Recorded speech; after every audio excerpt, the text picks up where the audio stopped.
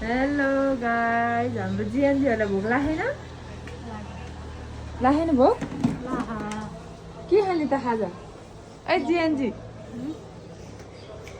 बिचरा मेरो जिएनजीहरू बोल्न सकेनन्। यहाँ चाहिँ हाम्रो केराटिन हुँदैछ। ट्रली त हुर्राइदेखा त है, के हो यस्तो?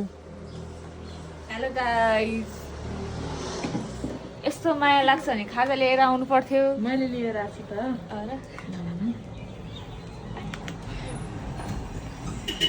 यस्तो धुवा हुन्छ हाम्रो चाहिँ केराटिन गर्दा है। आज हामी तिनैजनाले खानै खानु पाएको छैन है गाइस। तिमीले के खाएको? मक्का, तिमीले? रोटी र चिया।